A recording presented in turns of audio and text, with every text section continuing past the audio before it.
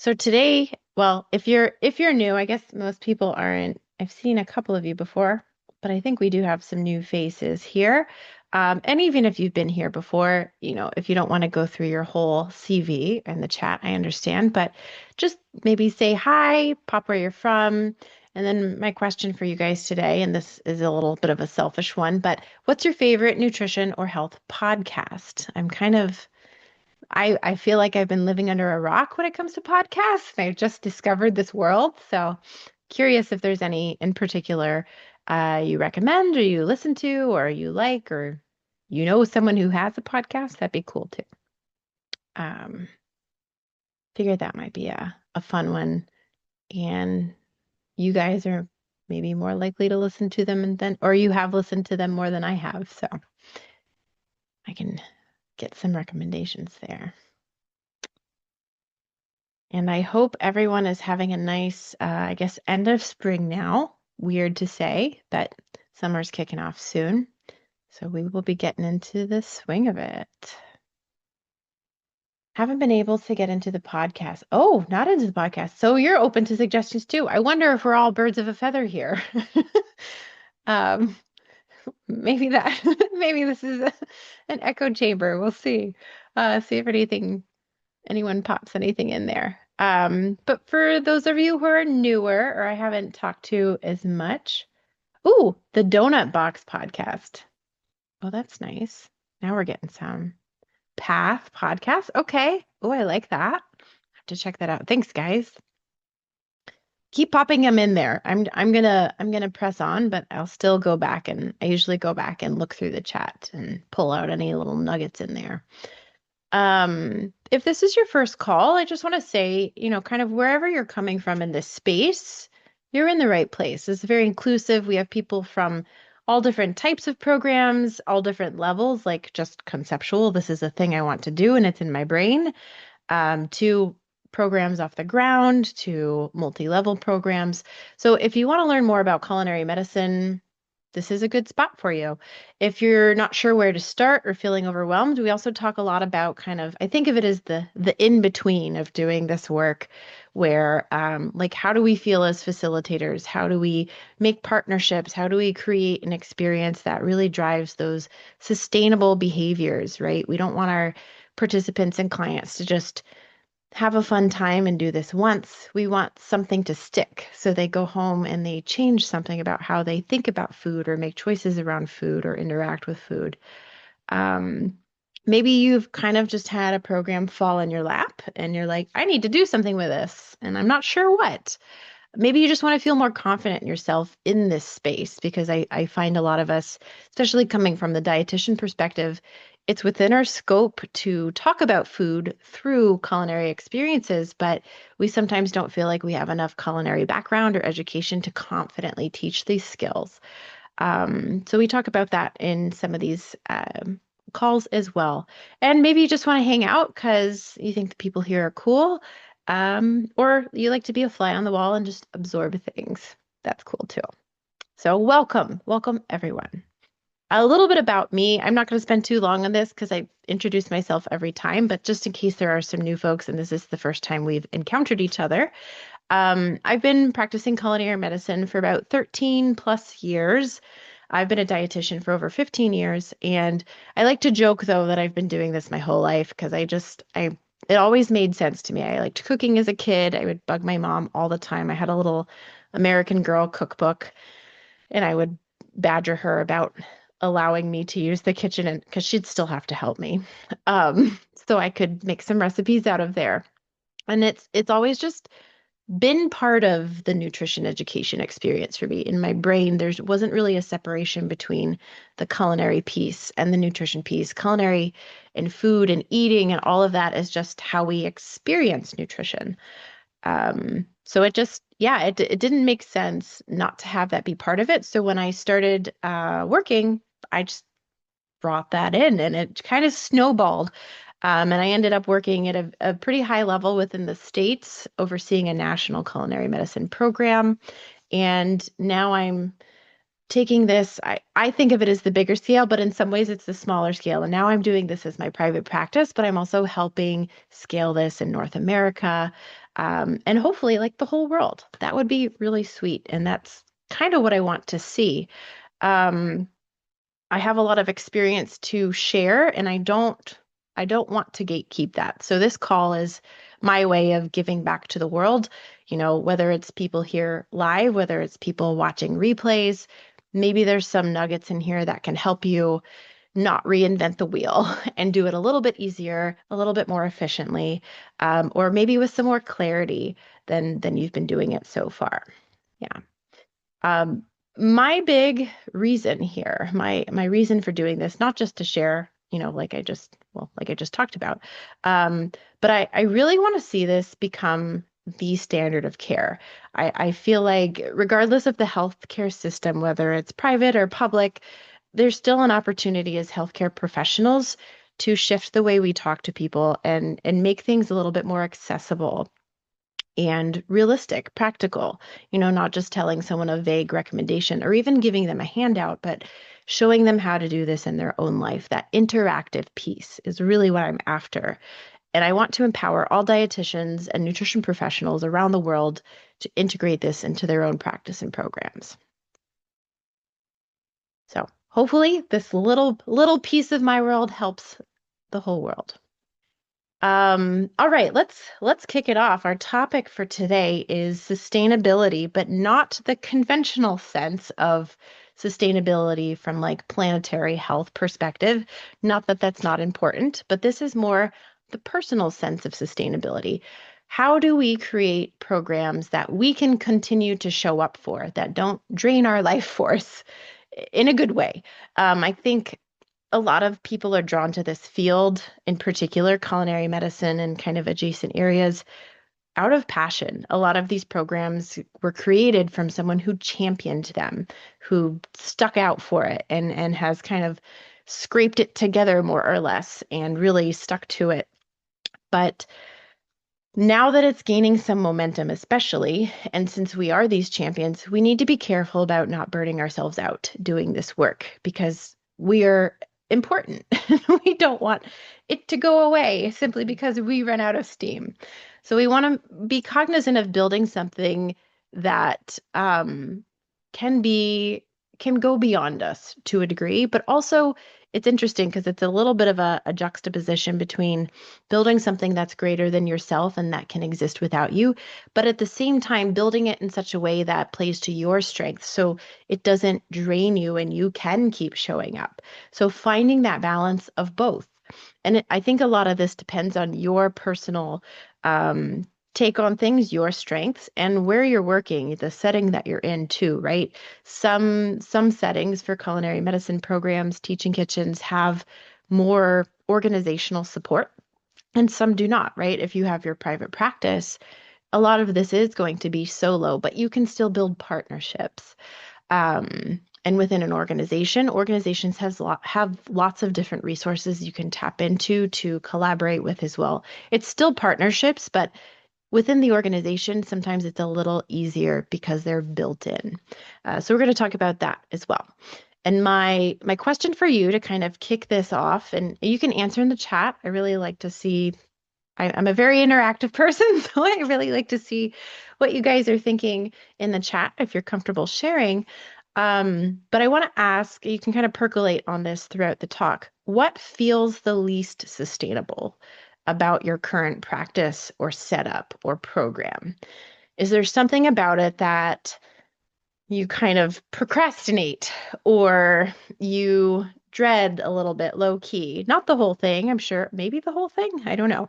I'm trying not to make assumptions, but is there something about it that, like if this could just be done for me, what would that be? Or if this was not a piece of this, I would be much happier showing up for this, you know? Is there something that is a bigger burden for you than the value you get back from it? Yeah. Think on that. There's no wrong answers. It's different for all of us because we all bring different things to the table and we're all working in different settings and have different resources at our disposal. But think about that. Yeah. Thanks for sharing, guys. I'm going to read a few of these comments here. Teaching energizes me, but the cleanup wears me out and takes a lot of time. And yeah, you've mentioned that before. Requires more planning, which you're in better place to do now. Got you. Okay, so time constraint, but also mental load, right? And having some help with that. Oh, another one, cleaning up after classes. Okay, this is a theme. Biggest challenge is wearing too many hats. Yes. Planning, teaching, marketing, keeping the program running while also growing it can feel difficult to sustain. I echo that. Yep. Being a one woman show, very similar. Yeah. Right now, there's a lot of the planning and implementation on my plate, but in the future, I plan to integrate students into the planning and delivery. Fantastic. Students are our friends here, very much so, in multiple ways, right? It's not just, we're not just you know, um, using them, but it is an educational experience for them to get to know what these programs are, right? And experience them. That was one of my favorite parts of working at the VA was having volunteer students and dietetic interns and such. And I also thought like if I had the opportunity to do that when I was a student and that was one of my rotations, I would have loved that. I didn't, unfortunately, but um this is great. And I am seeing some themes here. The cleanup and all the hats. Being the one woman show, being the everything to everyone. Planning and delivery with time limitations. Okay, yes. So kind of squeezing it all into whatever you have, maybe that 1 hour slot or 90 minutes. This is especially relevant, I think, if you're working with a partnership where you're using a space that's not necessarily yours, right? A lot of times we maybe pay by the hour or we're working around other people booking that space. And we have those time limitations, or we're just busy people and we have other things to do, you know. Yeah. Thanks for sharing, guys. And if you haven't shared yet and you're still writing it or percolating, please feel free to keep putting that in the chat. Um, all relevant concerns. So what we're going to do with this is, and then what I'm hoping is think through this problem, hold this problem in your mind, write it down too if you're a kinesthetic visual person, and start thinking about what we could do about just this one piece, right? Even if we don't have to change or overhaul the whole program, maybe we can create some space here or remove some resistance or outsource or collaborate or partner to alleviate this burden just a little bit. Things like that are what we need to do to make the program sustainable. And I would even say this is kind of synonymous with scalable. That's inherent in scalability is setting something up so that it can grow with less of your time and energy, so to speak. Um, Otherwise, any single person will just burn out at some point, and we don't want to do that. We're too awesome. Too awesome. Okay. So we love this work. That's why we're here. And we're called to do this. But again, like I said before, it's that passion can kind of hijack us sometimes and we lose sight, especially I would say those people in healthcare, which I'm pretty sure all, if not most of us are, we're also called to be in healthcare for reasons as well. We're kind of, I think, natural caretakers. We're very empathetic. So not only are we championing this work, we're also giving a lot of ourselves to it, right? And boundary setting can become a thing that can, help us or harm us if we're not careful. Um, so sometimes we're doing it just because we need to get it off the ground and make it exist, and that's cool. But once it exists, start workshopping it so it's not quietly working against you, right? Burnout is sneaky sometimes because we are carried along the ride by our enthusiasm and excitement, but it kind of sneaks up on us.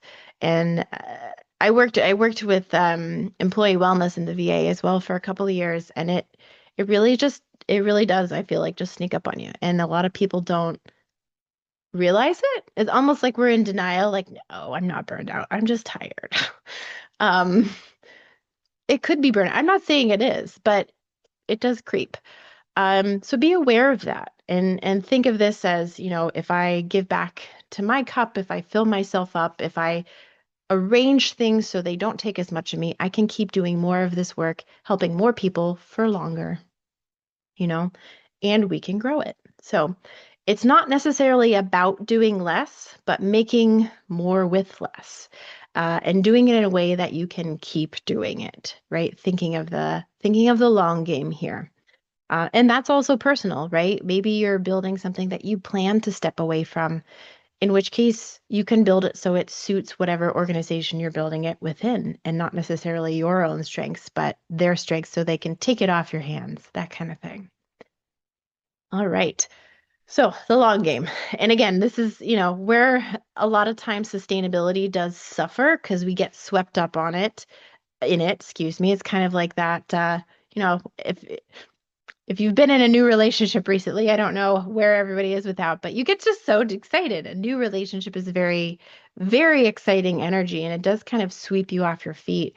And I think it's kind of the same way with these types of programs. We just get so invested and excited about things that um, we don't think of important pieces of it that in the long run might not align with us. So I want you to consider your capacity. What is your mental capacity? What is your time capacity? What is your energetic capacity? Some people are really good at grinding. This is kind of going into human design a little bit. They're called generators. I was recently reading about this, so that's why it's in my brain. And they can just crank it out, and that's fun for them. And then we have other people that are not so much. They maybe only have like 4 or 5 hours of good brain time in a day, and then they need to rest and recuperate. So kind of thinking of your own energy, where does that show up? Is there a time of day you feel more alive, more on? Is there a certain quantity of time you can work? And I understand, we work for other people and we don't necessarily get to just have a 4-day workday if we want. But um, if this is a burden to you, maybe placing it at a time of day that you feel more alive and energetic and ready to tackle things could be advantageous. Um, and also consider shortening things. If time is the challenge, maybe we don't offer a 1 hour class. Maybe we offer a 45-minute class or a 30-minute class. There's still a lot we can do in that time. We won't do as much heat cooking, like in terms of maybe oven or stovetop, but there's still a lot of things we can do without those appliances in that 30-minute time frame. And that way we can, like if the cleanup time itself is an issue, it will give you a little bit of a buffer to do that.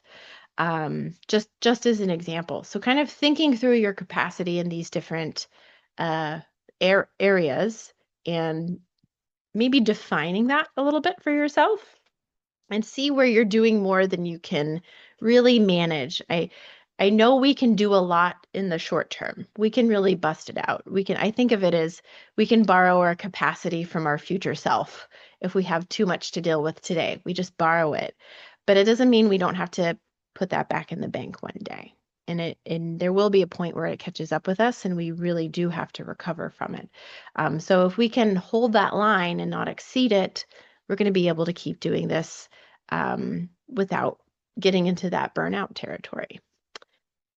The next one is alignment. And I think this is also, I feel like this is not a concept that's talked about too much because we feel engaged with the programs, but it still doesn't mean things are structured in a way that suits us and how we work in our own styles of things.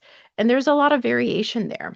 So I think it's also worth considering running a program that works with your strengths. And this was a little while ago. I think it was last August or July, maybe a year ago almost. We talked about that type of alignment, playing to your strengths, building a teaching kitchen that suits you, not just your audience. That's also important. We got to marry those two. Um, but it's worth it to play to your own strengths as well, so you can show up and do what you do best. So thinking about that too, maybe there's a part of your program that's causing you this grief, that's causing you this strain, and it's a misalignment that's doing that. Maybe you have a virtual program and you're just not into virtual teaching. Maybe you're a very in-person person, or vice versa. There's different resources needed for a virtual program, so maybe that feels easier to you and it's more deliverable. So thinking through like that, um, and seeing if there's some small shifts around that, we can realign or make a change so that it suits us a little bit more. And the next one I would say is support, right? Like you guys said in the chat, wearing all the hats, being the person that does it all. And we fall into this naturally, I think, because we are championing these programs, but it can start that way, but it doesn't have to keep going that way. And even doesn't have to start that way. We can pull people in from the get-go, from the beginning to support us in starting this. And then it's already built in. Um, and I think, this could also just be a variety in different personalities and kind of archetypes, so to speak, but sometimes it's just hard for us to ask for help. And we're resistant to doing that. Or we don't know what the help is that we need. I think that's another piece of it. We know this needs to exist and we can do things, but it's hard for us to discern what we should outsource and what we should keep, that kind of thing. So maybe discernment is a skill here as well. But holding everything yourself without a team, without systems, without partnerships, now you don't necessarily need to hire people. These can be people in your organization, people in your network, people in your community that you partner with. I partner with a local wellness center. They have a building and a kitchen, a small kitchen, but they have a dining room. So I teach out of that dining room, and we still do hands-on classes in there, but we don't do heat-based cooking. We do things like assembly style. Um, but it's wonderful. It's a wonderful partnership because they promote it. They have all that in-house. They have their emails list served. They have a social media presence. They have connections in the community. So I just arrange the content and I kind of put all of that together. But it helps me a lot because I don't have a team to necessarily produce all of that locally, and they do. So I can lean on them for that. And that's one resource that I don't either have to do or find another outsource for myself. So just as an example, right? If there's a piece you don't feel comfortable with, you feel like it's a headache, or you're not, you can do it, but not do it great. Um, think of who could help with that. And often there's a win-win in there. I'm a big fan of win-win situations. So um, see what we can do. It's not necessarily selfish. I'm sure there's a way you could make it so that it benefits the other party too. Yeah. All right. So designing around your real capacity. Once we've gotten clear on what our capacity is for different things, and just pick whatever resonates with you with this. Some people think in terms of time, some people think in terms of energy, um, some people think in terms of focus. I'm a big focus one. I might have a lot of time in my day, but I only have so many hours where Melanya's brain can be on, quite frankly. And I have that of focus. And then once I use that up, it's just mush. It's pretty embarrassing. Um, so if I've ever been on a meeting and I'm really quiet, that's probably why. Um, but I know that. So if it's something important, I'm very careful to schedule it in such a fashion that I can preserve my capacity for that thing, or at a certain time when I know I am at my best, that kind of thing. So I'm very careful with my scheduling because of that, and I'm aware of that for myself. So again, just as an example, design around your real capacity, not your ideal capacity. And that one took me a minute to realize because I had greater capacity 10 years ago. And that is not my capacity right now. Maybe it's age, maybe it's life, maybe it's all these things. Maybe it's just the season I'm in. Who knows? But it's different for some reason. Maybe I've just gotten clearer on what my capacity is and I'm not overworking myself. And just to be, I guess, very transparent, I did reach burnout in my last career within the VA here. And it's not the reason I stepped away, but it was certainly a contributing factor. I was kind of a shell after a little while, a husk. I kept it going, but I wasn't in it anymore. I was so exhausted, and I'm very adamant not to do that again and build whatever I'm doing now, all of these things in a more sustainable fashion for myself. and help other people do the same. So get clear on what that is, real versus ideal. And I think capacity can change, right? There's other things we do in life too. We have families, we have important people, we have hobbies, we travel, we move, we have life events, right? So it's all of these things take our capacity as well. So, making sure that's balanced too, and we're not just becoming workaholics and just embracing that our capacity can shift over our lifetime. There are going to be periods where we have more and we can give more. And there's going to be periods where we pull back. And that can be part of our design too. Also creating a program or a practice that is a little fluid with you, or has some buffers, some wiggle room in its design there. So that you can pull in and out whenever you need to. Yeah. Um, and again, it's not just a time thing. I know time is a big part of it. It can be a time thing, but it's also an energy thing. And I don't think I need to explain that more. I'm pretty sure we all get that. Um, so start with what you can do consistently, or think through what you can do consistently. Like if there were pieces of, so I asked the question before, kind of in the opposite frame, but if there's pieces of your current practice that you're like, yeah, I could just keep doing this all day, every day in my sleep. I don't have to think about it. It's just so natural for me. That's what we want to try to build things around as much as we can. And I'm not saying we're never going to do things we don't love or enjoy. There is a little bit of growing pains, there's a little bit of grunt work, but it's about balancing that with the things that do bring us that joy, that drive, and kind of keeping it in its place, so to speak. So think of what you can do consistently, and just like with the ideal capacity, careful not to think of what you can do at your best, right? I'm sure we're all very capable people and we are rock stars, but even rock stars need to take a break sometimes. Like you go on tour and then you just don't see them for a while because they're pooped, right? So treat yourself like a rock star. Give yourself like some nice recovery time. Have a pit crew to bring you water down whenever you need it. Um, but for real though, right? Think of what you can do at your best, and don't discard that, but don't hold yourself to that standard every single day because that's not sustainable. Think of how often can I be a rock star? Like how often does that side come out? I've had to learn this too. I did a lot of conferences the past few years, and I realized last year it was just a little too much. So I pulled back this year. I'm not doing as much travel. I'm not, I love speaking. And Infuse has kind of become an outlet for me that's more accessible because of that. But I have pulled back, and I will travel. I'm not like not traveling ever again, but I'm learning what that pace is for myself. Yeah, so I don't overcommit and then get wiped out, and then it's just not doing anyone any good. Yeah. Jessica says that one hits.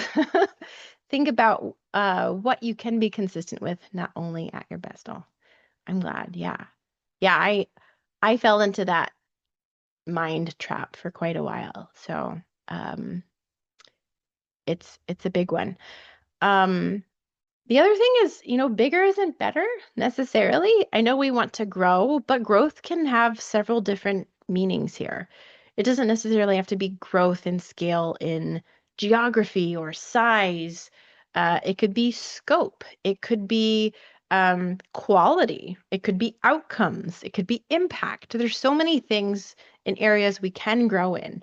So, if the thought of having like 5 classes a week is so daunting to you, maybe don't do that. Maybe scale it in a different way. Maybe offer the class you do to more participants. Maybe record something so you can reach more people um, with one piece of content. Um, Maybe integrate yourself into a program so they're handling the bulk of things and you just come and do a one-off class as part of that. Things like that. Smaller programs are really nice, especially to start with, but it's okay to kind of keep that too and grow it in other ways. A really high impact program is still worth existing. and and quite frankly, we need that because that's also how we move the field along, right? All of us are kind of just little guinea pigs in this, and We find our own niches to excel in, and that can be a really wonderful model. Maybe we tap into something and discover something that can now be replicated by someone else if we want at scale, not necessarily by us. But if we didn't stick with it in our little program, maybe we would have never discovered that amazing framework or something. So don't underestimate just because it's a smaller program. You're still adding very much a lot of value. And then I threw this last line in here, and then I kind of questioned it, but I didn't take it out.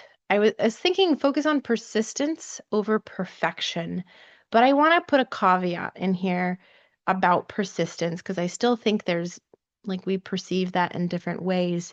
Persistence, like calm persistence, not this like grinding, pushing myself into the dirt. I'm using up all my energy persistence. So just not that. Pace yourself is maybe what I mean to say. But persistence beats perfection any day. We just want to make it exist, and then we just got to keep it going, right? Like the British say, keep on keeping on, you know. Um, keep it going. All right. So work smarter, not harder. I know that's cliche. Um, but we can do that. And I think that statement right there, when I first hear that, my like gut reaction is, but that is harder because then I have to think about doing things differently, and that takes work and decisions. And it does a little bit, but it will yield more sustainable outcomes in the long run if we're willing to do that work and look at it through that lens. Um, so it's a little bit of temporary more work, maybe even a day or two, but for a longer outcome with less work in the future.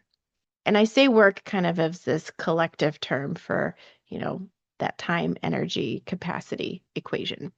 Excuse me. I think a lot of us do get swept up in this kind of hustle culture to a degree. It was very present in the VA, um, which I know is the government. I know it's also present in corporate settings, healthcare settings. Higher ups always have metrics to look at. But remember, the hustle is what scares me. Yeah, I understand that. It's intimidating, but I mean, we're seeing in real time what happens when that culture is pervasive, right? People are reaching burnout at a higher rate than I won't say ever because I don't know the actual statistics, but I know it's high. And we're seeing people leave the field, right? We saw a lot of people leave the field during COVID. That was a massive global pandemic. And I don't really know anyone who, made it through that unscathed emotionally, even a little bit, right? We're still kind of processing what happened, and none of us really stopped to do that. We just kept working. So there's a lot going on wrapped in this and this push to keep going and drive and produce and produce and produce. Oh, what's this? A new podcast? Sorry for those of if this is the recording, I'm sure that was a little bit of a sidebar. Um, a new podcast from Nourish's third anchor cohort. Ooh, cool. Pronounce. Thank you for the pronunciation. Ayui Nata.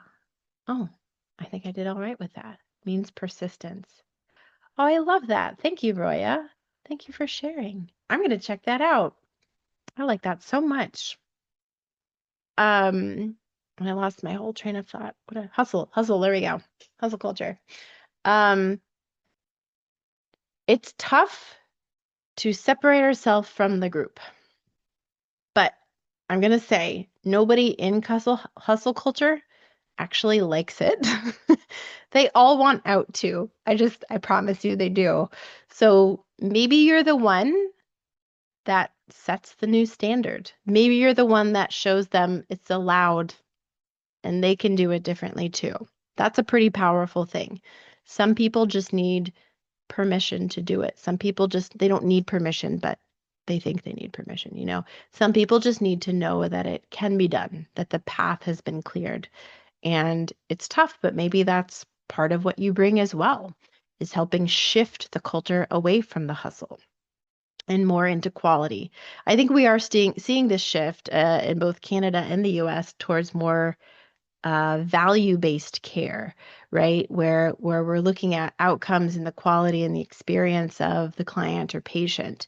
And that really lends itself to this. It's not about cranking out 30 patients in a day, right? It's about really that continuity of care, that continuity of not just care in the healthcare setting, but bringing that home too, right? Which is the culinary medicine piece. We're helping them take more agency in their own health and step up and realize that. Um, Sorry, now I'm kind of digressing on that. I'll come back to our sustainability topic. I just went off there a little bit.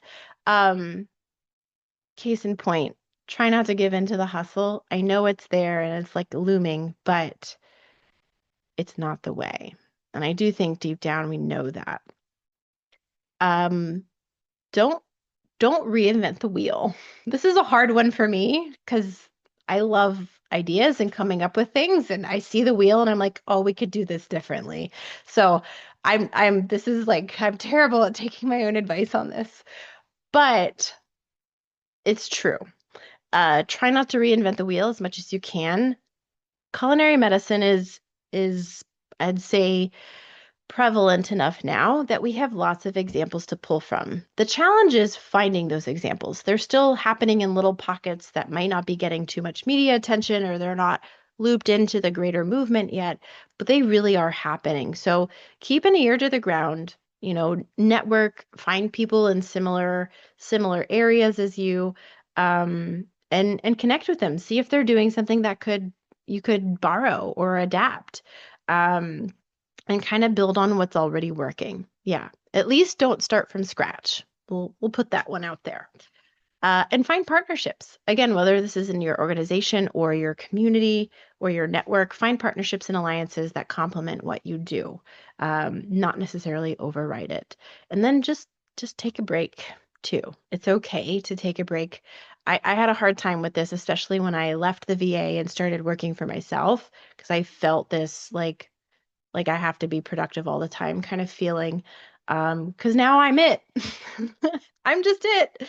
If I don't produce, no money comes in.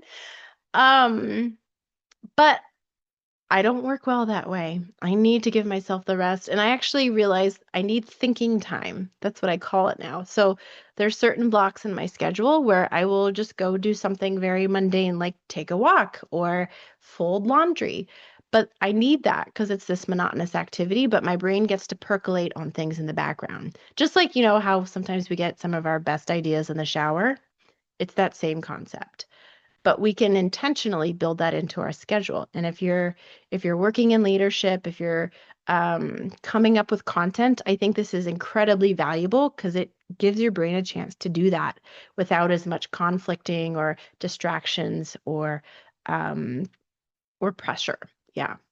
I'm spending a lot of time talking today, so we're not going to have a long Q&A. I'm sorry, guys. I just had a lot to say, I guess.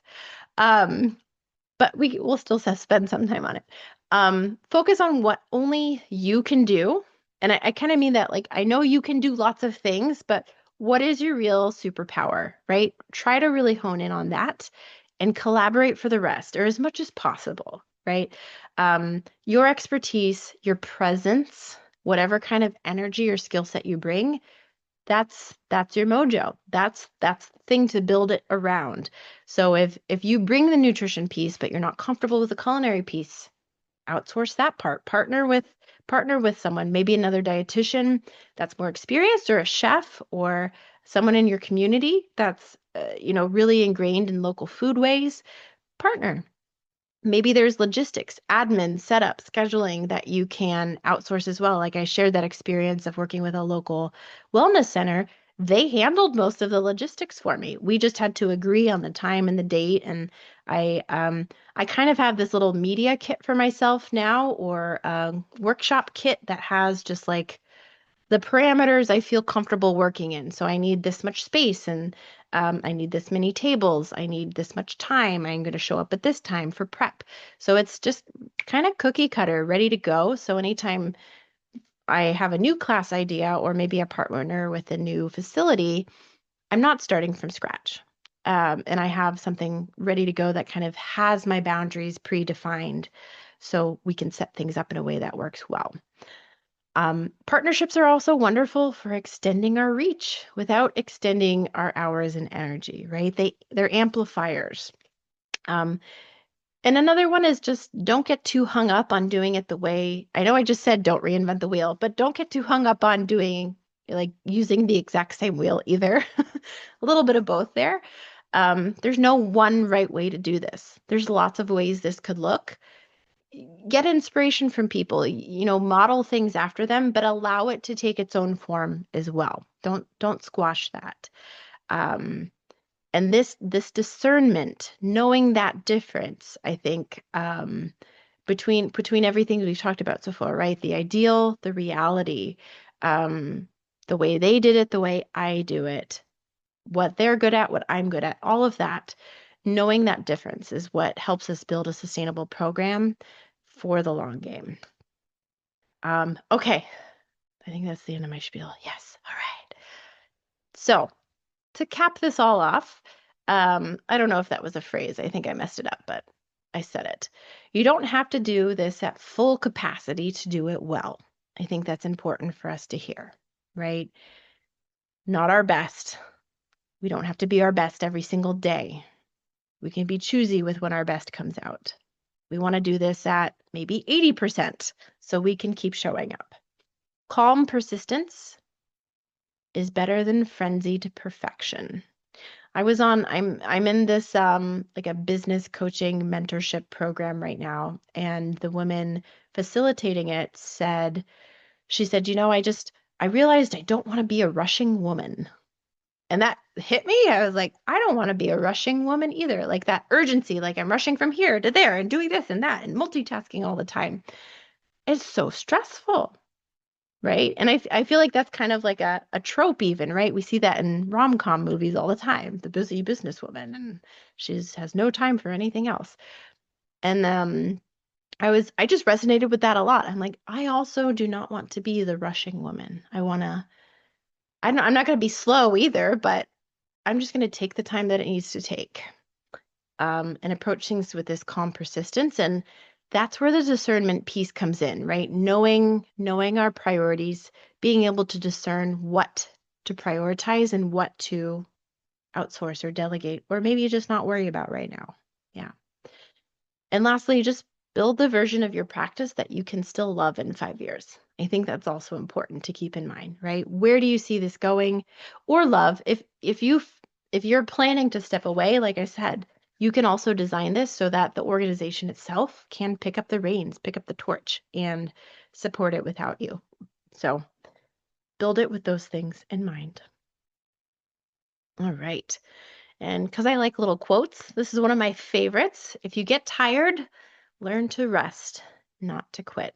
I love that one, by Banksy. Fun fact, I got to meet Banksy on accident when I was in Edinburgh, like 10 years ago now. I met him at a little pub, and quite frankly, he's not someone I probably would have approached, but I was intrigued because there was like kind of incognito bodyguards, and I'm like, this is obviously someone important. So, yeah.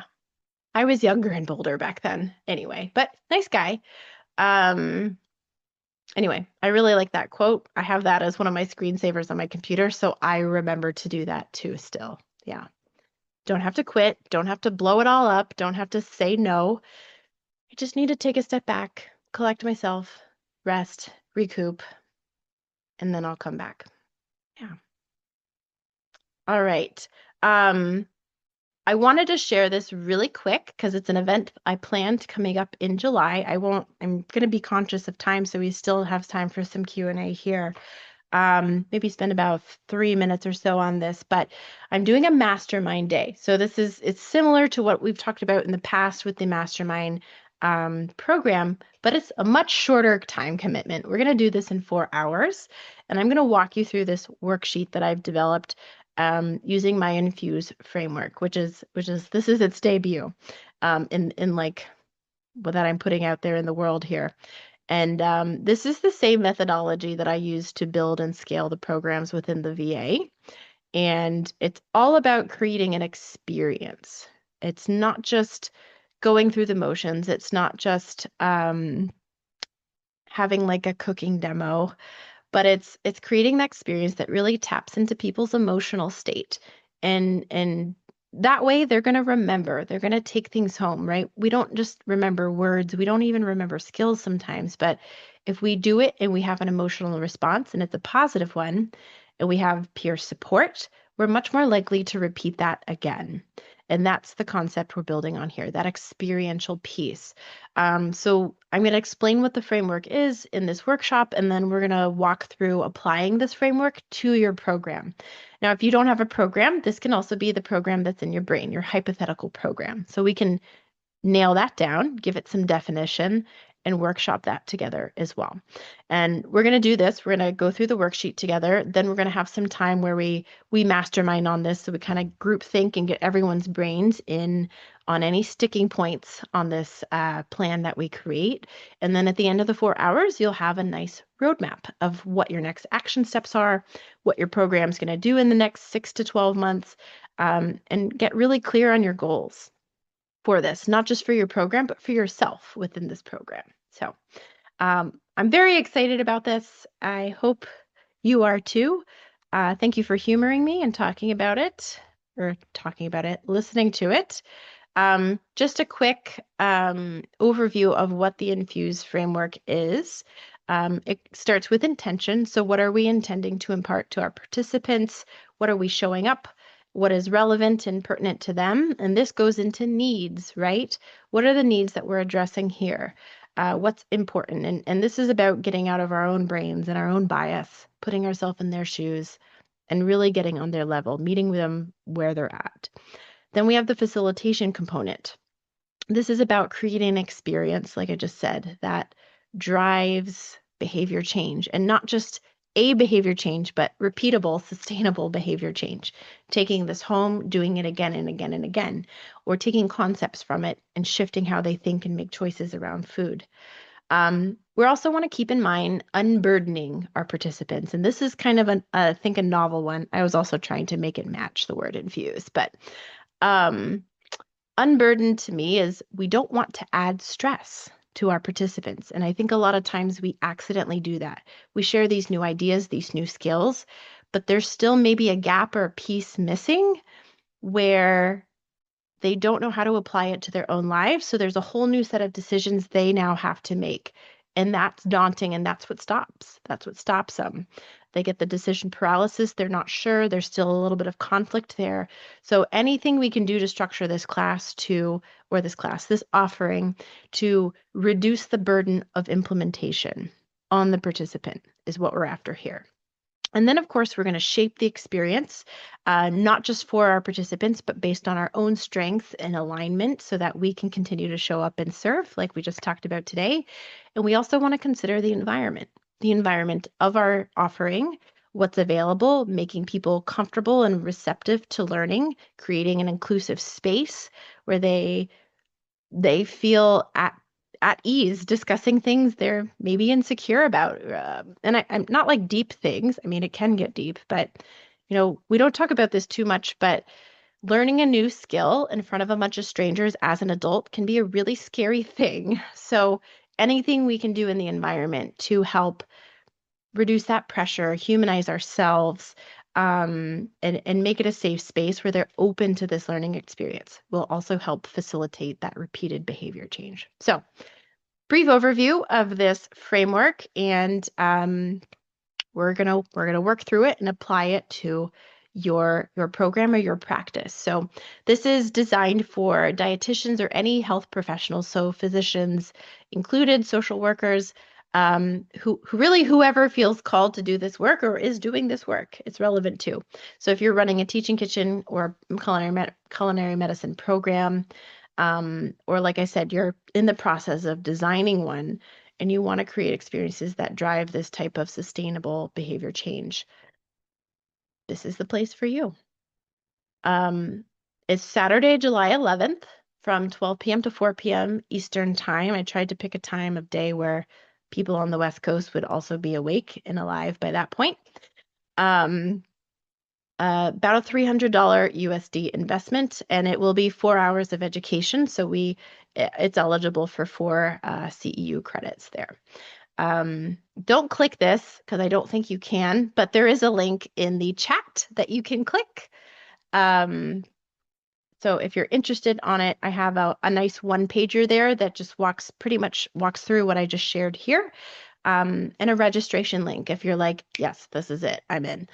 You can just go ahead and register now. Enrollment is open. Probably close enrollment maybe about a week out, just so I can plan for however many people, but I don't have a hard and fast date on that. If you want to know more, if you have any questions, please feel free to email me. We can even hop on a call and just make sure it's a good fit for you before you invest. I'm very happy to do that. I want you to have a good experience and make sure you get value out of this as well. It's very important to me. I think I have a little QR code too. So if that's easier, I don't think it's really any different than the link, but QR code, my little one-pager synopsis. Any questions right now on this? Not to put you on the spot.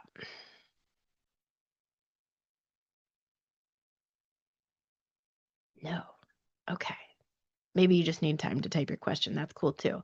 We'll move into the general questions section as well. So any questions on anything, Mastermind Day or our content from today about sustainability and setting up a program that serves our energy and is in alignment, or just comments or thoughts you might have had that are adjacent. Really anything goes. It doesn't have to be a fully formed question. Okay, can I elaborate a bit more about what you put in your workshop kit? Okay, yes, like the idea of treating myself as a rock star. I love that. Love that. In the workshop kit. So, what type of predefined boundaries? Renata, I don't understand the question. I'm so sorry. That's okay. You mentioned that in your kit you had things like predefined boundaries, like Oh, this is how much time my I. media kit. Oh, okay. Yeah, you said workshop kit, or That's that's what how you're I talking wrote it about. down. Okay. I thought you meant Me. Oh, that's the right. You did say workshop. media kit. You That's did say okay. media kit. Wrong workshop. I Yes. wrote it down. Yeah. Workshop kit. I will actually, I could just send that out if you want to I could just send it to you as an example. But I have some photos of myself, like headshots. I have I have a bio, a little blurb about what I do. So if they want to use it for promotional marketing, they can describe it appropriately. I've found it's better to write your own descriptions and not leave it up to them because everybody has different ideas of what we do. Um, and then I have I try not to railroad myself too much because I don't want to make it hard to work with me, but I do find people are like people at these different facilities are actually they really appreciate having these boundaries up front so there's not as much back and forth on like scheduling and guessing. So as long as they're not just like I can only do Tuesdays at 1 p.m., like if you give more options than that, um they're generally pretty groovy. But I say things like my classes typically last an hour. If you want a more involved workshop, it's going to be 2 hours. And at this price point, I also put my like a cost in there. Um, and then I give little descriptions of what I can do in certain time frames. So if they want to say this is just going to be a demonstration or there's going to be like a little bit of hands-on, maybe like a tasting component, but not a full scale hands-on, I can do that in this time frame. So I just predefine that for them. And I find that it really helps set expectations or manage expectations, which is part of this too. So they know what they're working with before we even enter that agreement. And if it's not a good fit, it also, kind of stops us from going too far with that and then having both of us kind of pull our hair out because we're just not in alignment. So yeah, that's what's in my media kit, but I'll send you it as an example, Renata. Yeah, good question. Yeah, I guess I just dropped that one in there and didn't elaborate. Thanks for sharing from your experience. Oh, thanks, Jessica. Really resonated with the unburden concept. Can you talk more about how you apply that professionally? Yes, yeah. So I would say this is really where motivational interviewing shines, I find. If you've done, like some deeper trainings on that, but it's built and set up in the work we do in terms of like a needs assessment on our audience, right? If we're identifying what is their lived experience, what is their reality around food, what are their social determinants of health, thinking through, and I really try to put myself like, I know I can't do this actually, but I try to like put myself, if I was this person and going through this like a day in the life of what would that look like? And I think through all the different little barriers they face around food. And I bring in some of my own experience with this too. Like think of think of just like a really hard day. What do we do? Like even though we know how to cook, I'm still not going to cook. So knowing how to cook isn't my problem. It's that I don't have energy or I don't have time because I'm rushing home and then I have this other thing to do afterwards, right? Or maybe I want to cook, but I don't know what to cook, and that decision is too much of a dilemma for me right now.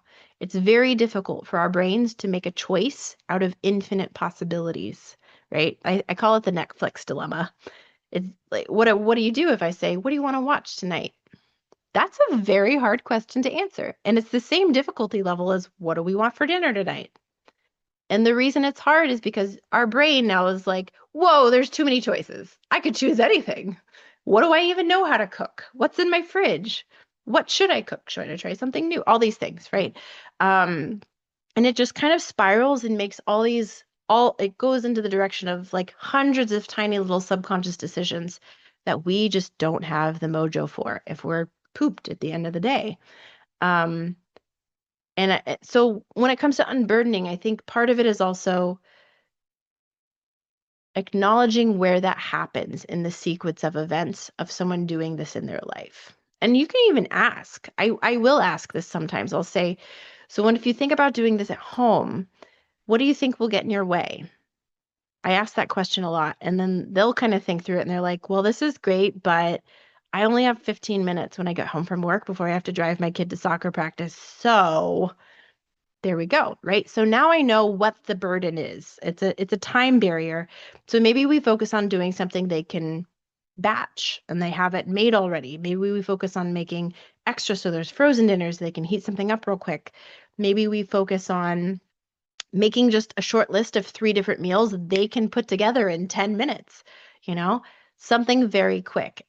But the important thing is we have done that work together. I've helped them through the decision-making process. So now when they have to choose what's for dinner and they only have 10 to 15 minutes to do so, they're not choosing from infinite options. They're choosing from these 3 that we already know they know how to do. They work well for them. Um, they have them defined, right? It's just like picking off of a menu almost. Um, and that's part of the unburden. There's some physical burdens in there too, but it's more the emotional, mental burden, right? And thinking through what theirs might be. It may not be the same as ours. So if you're unsure, I would just ask and see what the sticking point is there.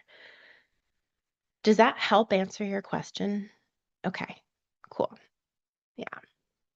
Um, and I personally think that is just the gold of what we do in culinary medicine, right? Tapping into that right there. I know we talk a lot about the gap, at least I talk about a lot, the gap between knowing and doing. And this is part of that gap, right? Um, but I think it's even like a subset of that gap. We're going even deeper. We're not just looking at food access, food security, knowledge, skills. What else is getting in their way, right? What are the emotional things getting in their way? What are the non-tangible things per se? Yeah. I could probably talk all day just about that one. That's yeah. Um, Thank you for that question, Jessica. I enjoyed talking about that. And yes, let's all go treat ourselves like rock stars. I like that a lot too. Yeah. Can I share an idea that came up when Sure. you were talking about like trying to have other people help? Mhm, Because mhm. you're like, sometimes our dilemma might be like, well, how can we compensate them? It's just an idea that I came across when reading up something recently, and it kind of like it's an older book, but it kind of was almost like that Kickstarter model where Ooh, someone goes on okay. Kickstarter and says, "Oh well, I give you this much to get started, and in return, I'm going to get this back when whatever." And Ooh. so Okay. maybe there's something that you can offer that, like, once you're up and running, you'll be, and you create either a coupon or Yeah, it like was an either a investment coupon or they opportunity would kind get of like thing. certain products, you Yep. know. And so I just thought that that was really helpful because sometimes you have people even that well that would be loving, would love to support you, but you also want to honor their expertise as well. You don't want to just take Yeah. advantage of them. Right, right, right, right. I very much agree. And I think, yeah, I'm with you. And that's why I like the win-win scenarios if we can find that angle or, even just talking to them, right? I find like maybe I don't go into it knowing what the win-win is, but we just start with a conversation and I can ask those questions. I'm like, what do you see in this, right? How could I help you? Is a nice way to lead. And that way we're also not feeling like, salesy or very, I don't like the thought of like using someone, right? That just doesn't leave a good taste in anyone's mouth. And that's not what we're doing. We're just trying to leverage things and we can leverage it in a way that helps both of us, lift both of us up. Um, but I love that. I like that concept, especially if yeah, you do feel compelled to give some sort of um if there isn't a clear, win for them and just it happening. Yeah, how can you create a win for them? I think that's a wonderful way to do it. Yeah. Even something like, maybe they get X amount of complimentary classes or something. They can just come once a month at their leisure um in exchange for XYZ. Kind of like a bartering system, but the Kickstart's a good idea too. Yeah. And that way you're not pressured at the beginning to necessarily come up with something, but it could be something down the road. I like that a lot. Lovely idea. Thank you, Renata. All right. I know we lost a few folks already because we are 5 minutes over. I do apologize for that. But that was a nice addition, so I didn't want to cut you off. Um, If you have any other questions, I am very reachable by email. I'm not great at responding, but I will respond eventually. And but you know where to find me. And please, please ask away. If it's not right away, I will have an answer for you at some point. I promise. I don't forget things. I just defer sometimes. But yeah, shoot me an email. If you have ideas for other call topics, I'm all ears for that too.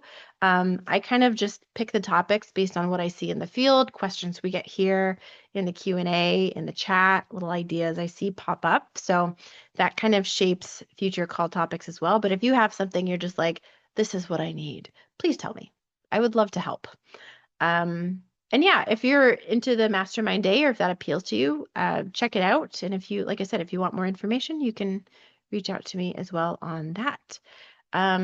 It was lovely to be with you guys today, and thank you for giving me an hour and 6 minutes of your time. And I hope you have a great rest of your day and your week. Yeah, I'll see ya hopefully on the next one. Bye, guys.